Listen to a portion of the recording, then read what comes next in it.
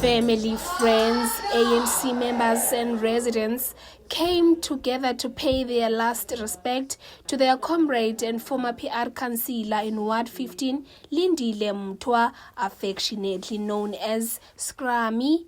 His brother Andile Mtwa said Scrammy was actively involved in sports as a youth before getting involved in politics. Umfana wa active nasa sportini kungekho sport simphosayo ekwi-rugby, ekwi-soccer,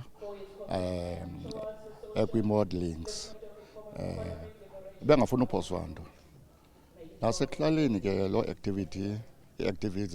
activities zakhe ziye zabonakala because bange-80s uye wajoyina ke umzabalazo ukuthi ukhongolose.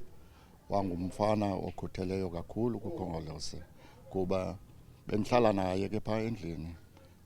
Abahlali bebesoloko bebengapheli pha behambela uStrami neengxaki zabo.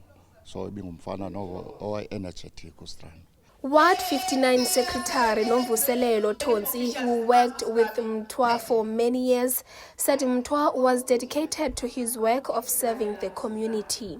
Ne-commitment ebezilahlela kwinto ayenzayo. Uba nathi bantu bashiyekileyo singafunda loo nto isizwe sethu singasendaweni. I'm not going to talk about the ANC only because sisebenzela abantu bethu bangasendaweni oba singasebenza ukuzikhandla ngendlela ebesebenza ngayo Scrum.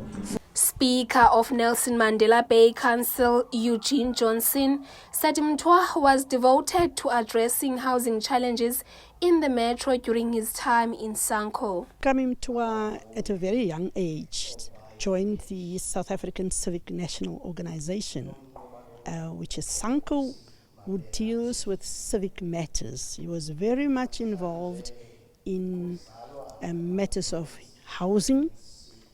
Dealt with evictions. When people were evicted, he played a major role in getting people to get back into their houses. Remember, rent was an unaffordable thing for people who were unemployed. And people were evicted at a large scale, especially in the early 2000s.